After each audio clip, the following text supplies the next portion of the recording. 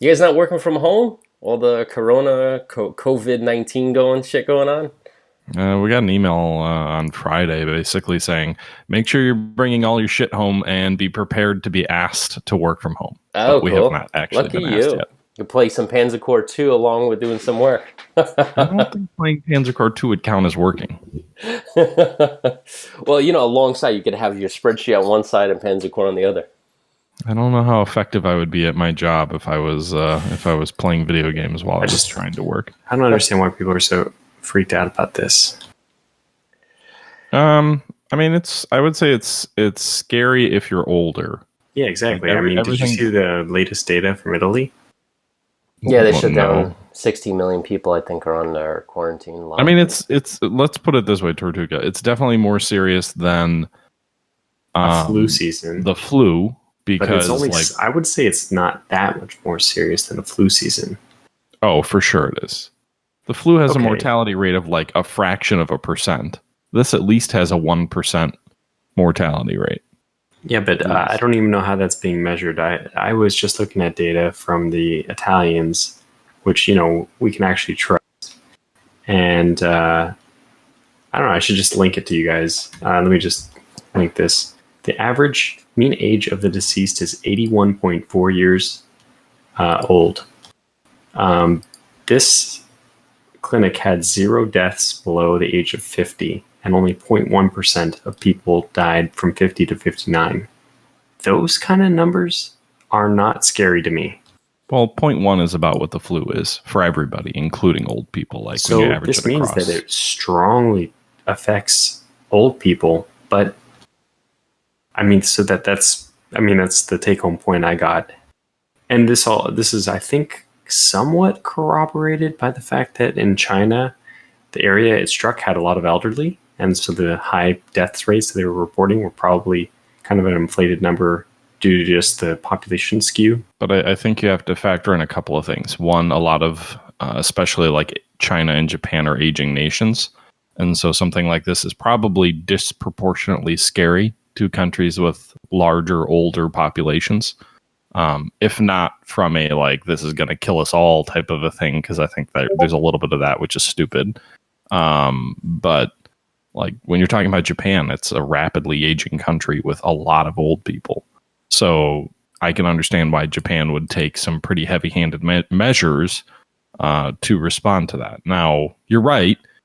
I'm not personally scared about it. That being said, like, my mom's 70th birthday was today. So, like, one of the things with this is that you don't show symptoms for a while after being infectious. And I think that's one of the scarier things with this, is that you can literally be contagious for a couple of weeks. You can have it for a month before you show symptoms, and you can be contagious during that whole time. What about that doctor that was in China that initially sounded the alarm? I thought he was like, was he in his 50s? Yeah, he was in his 30s or 40s. 30s, I think. Yeah.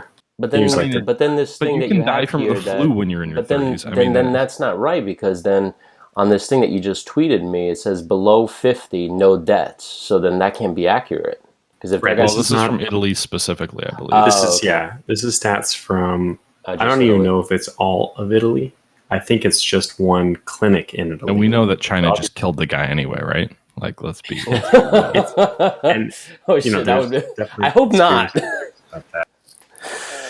There's definitely conspiracy theories about that. Yeah, that would be something. He did. He went against the police, right? That he got arrested initially because they were like, "Hey, stop saying shit," and he's like, "Oh," and then they arrested him, and then they were like, "Fuck, this is real."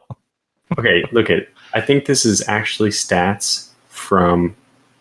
Okay. Those stats are from the entirety of Italy. That's insane. The entirety of Italy has no deaths from people below 50. That's insane.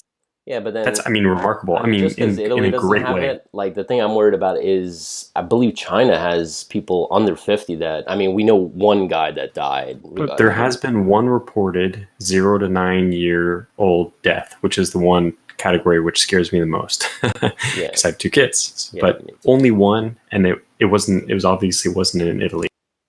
And look at in that somebody was like saying that there was a 20 to 30-year-old who died, but that was in Iran. Iran has been very heavily hit by this.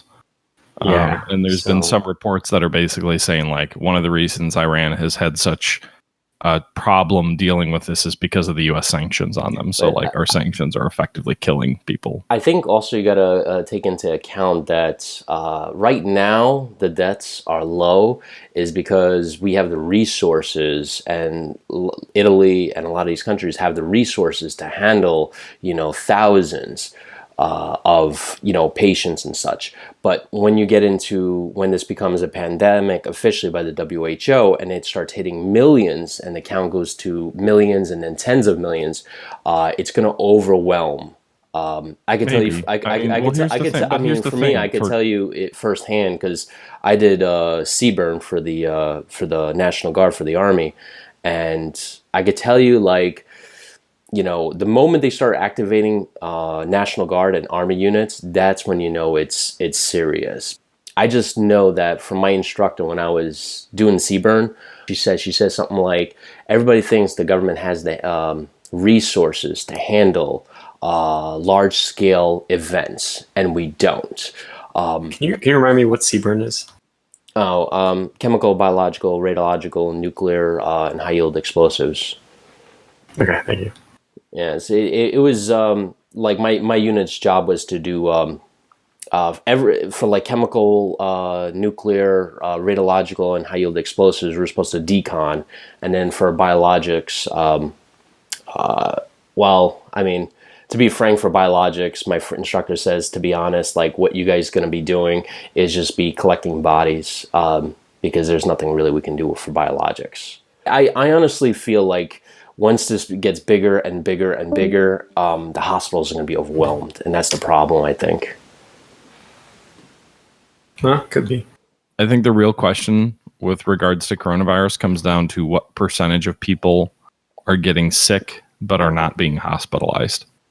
Because if this is truly, like, let's say every single person who is infected shows up on this like total confirmed list, then the death rate is insane. That 3%, that's like Spanish flu, like pandemic that kills 20 million people if it infects like the flu. Right. I heard. On the other hand, if it's like 20 million people already have this and only 100,000 people have been hospitalized, and so that's why we only know of 100,000 cases, then this becomes a lot less scary. And I think the problem is we don't really know yet. I heard somebody, one guy who does the modeling on NPR, he said that we won't have real data. We won't have like actual numbers for 2 years. But the thing I'm worried about is true. like I went to we have like a thing around here called urgent care or patient first. It's kind of like emergency care before you go to hospital kind of thing. And I went there for nothing like flu or anything related, but just another medical thing. I went there and it was like close to close, about like an hour. Usually, if you go in the summer or something like that, I usually go an hour before because there's like nobody there. You're in and out in like 20 minutes. So I got there and I was waiting like a whole hour and change. And I'm like, what the heck's going on? And they were telling me, it's like, yeah, we have literally every single room full. And I'm like, well, what's going on? She was like, oh, it's just flu season. She was like, so we're completely like swamped. So I was thinking in my head, I'm like, everybody already has the regular flu, and we're getting hit hard by regular flu season. I can only imagine if this thing hits, how overwhelmed just having people that have the flu and now this COVID-19. It's definitely, I think, it's going to stretch the resources. Yeah, but I mean, the good news is maybe not. I mean, is it likely that you would get both the flu and COVID-19 at the same time? No, Like, but I mean, like, I don't know that it necessarily means that more people will be infected. They may just have something else as opposed to the flu. No, what I'm saying is like, let's say for example, take my household and my neighbors, right? Let's say my household has the flu, right? And then we go to urgent care and, they give us, 1 or 2 rooms, right? But now my household has the regular flu, but my neighbor, who already dealt with the flu a month ago, now has COVID-19, and they're going to the same urgent care. So now you have 4 rooms taken up when you normally would have 2. I don't know. I'm just saying I don't know that. I don't know that that's necessarily how it would work. Will more people get sick because it's occurring during flu season, or will they just be sick with something else? Like, I don't know. But I also think if resources get strained, it's going to be more because people are going to be freaking more. Here's the real thing. I think that's more risky. In the event that it's not as bad as people are making it out to be, the real risk is that people are going to go in when they wouldn't have otherwise. Right? Like you get the flu and you're like, oh my God, I have the flu. No, it's not the flu. It's COVID-19. I'm dying. I'm going in, as opposed to just staying home and getting better. Like that's the real, I think that's where the real likelihood is that resources are going to be strained because people will be more likely to go into the doctor because they're freaking out that they're about to die when they really aren't. Well, I hope you're right. I hope I've never, knock on wood, I've never gone into urgent care with the flu. I've had the flu before. I've always stayed home and gotten better. Do you guys have a thing like urgent care in your state? Everybody gets urgent care, dude. Oh, no, because I mean, in Brooklyn, we don't have anything like that. Like, when I first got down here, I'm like, what the heck is the urgent care? And they're like, dude, it's where you go when you're, like, sick. And I'm like, oh, I was like, you never had that? I'm like, no, man. Like, probably existed. You just probably never used it. I mean, literally every single city I've ever been in has some form of urgent care or, same day, whatever. It's I mean, maybe like something like it. I just never had anything called urgent care or patient first or anything like that. It was always like you go to the doctor's office. They'll have like the guy's name or whatever on the freaking building or something. Well, I mean, yeah, that's what you should do. You should go there regularly. I think the problem is too many people use ERs and urgent cares as primary care, and that's not great. But what are you typing? An email to you, just a reminder about Shadow Empires. Okay, I'm like, like shit.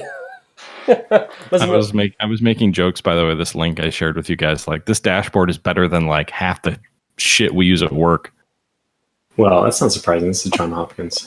I know that was sort of my other reaction. I was like, oh well, John Hopkins does kind of have unlimited money, so my one of my friends in high school, both of his parents were researchers at John Hopkins. He must have got free tuition. He did not go there for school. He went to University of Wisconsin. Oh. I don't think he would have gotten into John Hopkins. I mean, Wisconsin's a very good school too, but I think Hopkins is a lot more selective. Oh.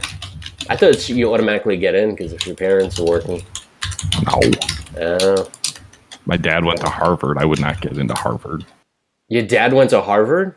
Yeah, he had an MBA from Harvard. Shit. Wow.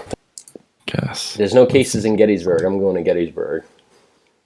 It doesn't get that granular. It's probably just like in that general area. By the way, just because there's no cases, again, that doesn't mean that no one has it. I want to make an excuse to go to Gettysburg, Pennsylvania. Dude, it's everywhere. That's what I'm saying. I don't understand. Like, basically, it's everywhere. I mean, that's really the question. If it's already everywhere and there's millions and millions of people who already have it, then these death numbers are not at all concerning. I suspect that that's what's going to be the case. Don't tell my wife. So when I suggest we go to Gettysburg. She comes along. I just don't know. I don't know if I'm 100%. I think I want to agree with you, Tortuga, but I don't know if I'm 100% behind that because there have been a bunch of countries in Asia that have been like super aggressive with testing. I'm just being like hipster about it. I'm like the anti whatever the. I like try to counterbalance things by probably going a little too much in the conservative end, but people have just gone apeshit on the oh my god, the world is or the sky. No, I agree, but like what I'm saying is that like places like Vietnam have like been distributing like home COVID-19 tests, so that literally they're giving out like hundreds upon hundreds upon hundreds of thousands of tests, and to only have 30 confirmed. It seems like if it really is everywhere, you would think the numbers would be higher in terms of the confirmed numbers in some of these countries. The U.S., I don't think, like, the U.S., you could definitely be right because we've been so, like, whatever in terms of testing. It's not like anyone's actually trying. Unless you're already really, really sick, like, you're not going to get tested. Mm-hmm. So, like, it would be very possible to have, like, a covert agent infection going on there, but I think that would be more difficult in other parts of the world where they're being more not progressive but more preventative about their testing. I'm just surprised Italy shut down like an entire region. I was like, oh shit. Well, that's what China did with Wuhan, and Japan apparently just announced that anybody who arrives in Japan from either South Korea or China is going into a 2-week quarantine. Oh wow. Oh my That's gosh, insane. that sucks. Yeah. So like if you get off a plane from South Korea or China, you are required to go into a 2-week quarantine. Do you hear that, viewers? You hear straight from the Single Malt Strategy podcast. That to me is like, that feels like overkill, unless this is worse than we're speculating on. Like, why? Like, so much of it to me seems like it's just the media freaking out because, hey, it sells ads. That's what I'm thinking. That's what I'm thinking. But I don't feel like countries like Japan don't typically like overreact like that. Which is Japan why might be doing this. There might be some incentive from Japan's side because maybe there's people in China who are trying to flee it, and this is a deterrent. Yeah, but if it really is just the flu, then what? Like, I don't know. I don't know. We'll see what happens. Well, I just don't want to get I don't want to get sick again, man. I already got the flu this season. You mentioned it, Matt. The elderlies, the population skews in the Asian countries. They have like less birth rates for younger, so they have a higher elderly population. So they would be worried about it. Yeah, and I mean, again, my mom's 70th was the other day. The party was today, and it was kind of like, you know, would I be less likely to go there? Yes, because I think the weirdest thing with this is that you can have it for a lot longer than most, like common colds or other things like that. Yeah, it's unusual. Which that's the scary part, right? Like, you don't want to accidentally get someone sick who's high risk. Yeah. I'm going to get a drink, and then, you know, it's almost time, my time. You guys probably need to start too. So yeah, why don't we start soon? I feel like we always start like an hour after we say we're going to start. Yes.